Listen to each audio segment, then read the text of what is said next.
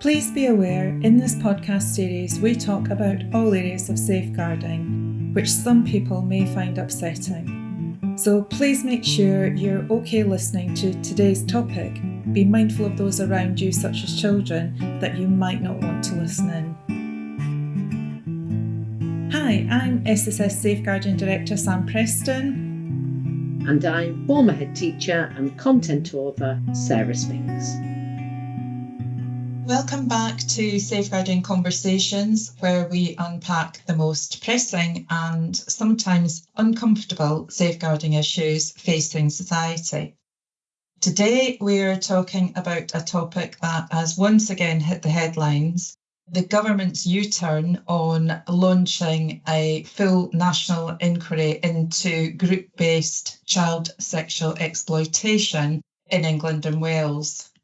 That's right. And so this reversal follows Baroness Casey's damning audit, which has just been published, which not only reinforces the findings from previous reports like the J Review and Operation Linden, but it also forces us, I think, to confront that deeply uncomfortable question: were cultural sensitivities prioritised over the safety of children? And I think we should just quickly clarify, for those that don't know, the J Review was conducted it was a national inquiry which specifically looked at the time it was directed to look at child grooming and sort of following on from what happened in Rotherham.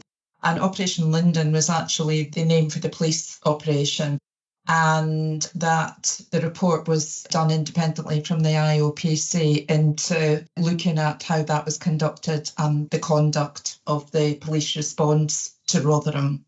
Yeah. So just to clarify for those that don't know. So yeah, cultural sensitivities prioritised over the safety of children. Yeah, I think we have to set the context here, Yeah. For years, survivors and professionals have argued that systemic failures across local authorities, the police and government enabled the abuse of young girls. And particularly, as I've said, in places like Rotherham, Rochdale and Telford. However, it isn't restricted to those areas.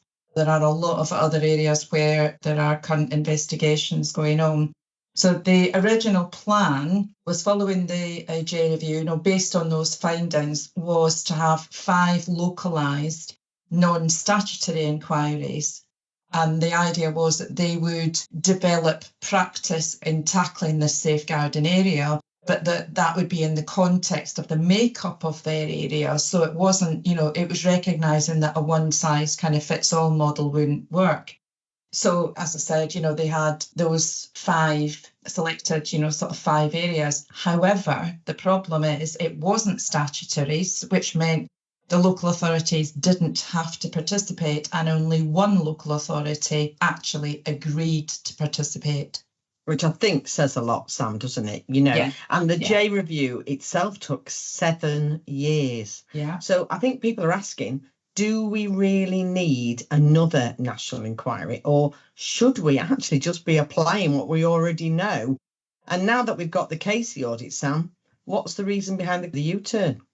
Well, the audit, Baroness Casey's audit, really confirms the data failures, but hits hardest on that issue of ethnicity. I mean, it tackles this head on.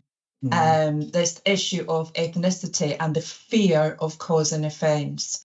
And the report states, the audit, in 2/3 of cases, ethnicity wasn't even recorded. Yet, from the data that we do have, there's a clear pattern. There's a disproportionate number of suspects from Asian backgrounds, specifically Pakistani heritage.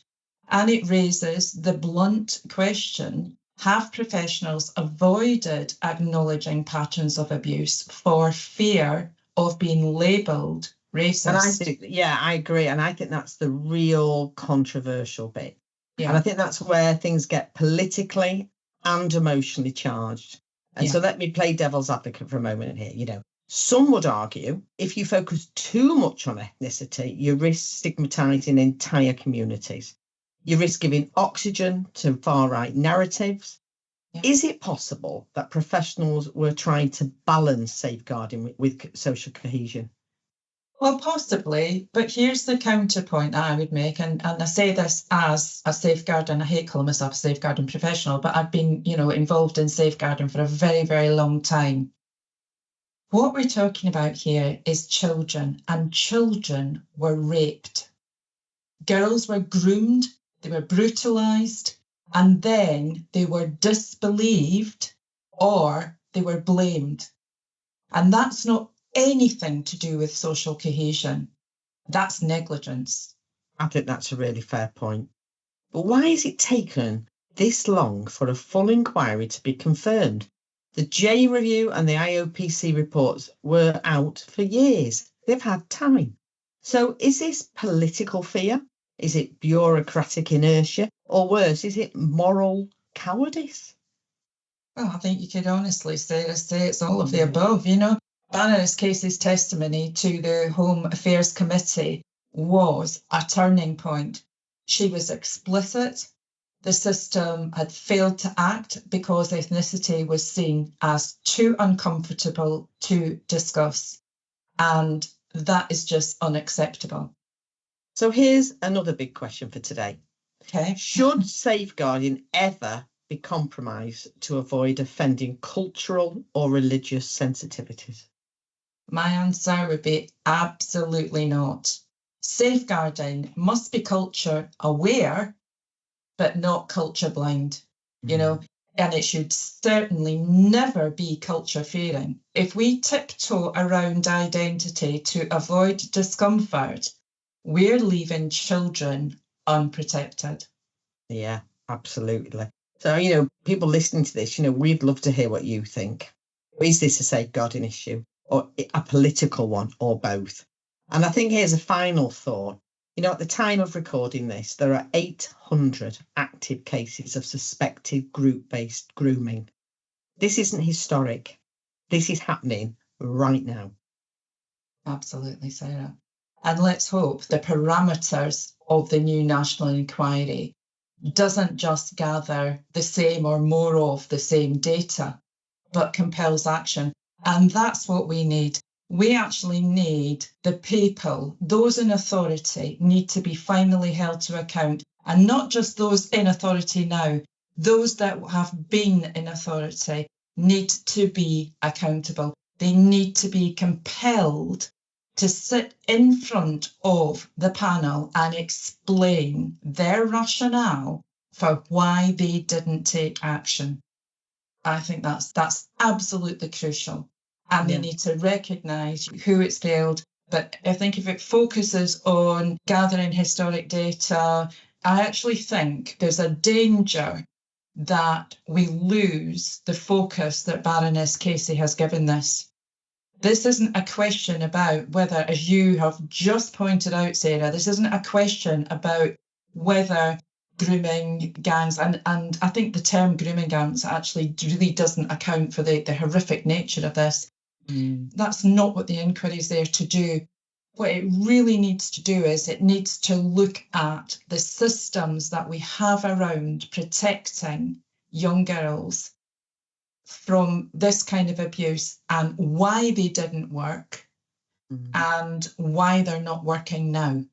Absolutely. And I suppose I'd just add to that, Sam, that my big fear is if on the U-turn is how long will this inquiry take in order to be able to put action in place?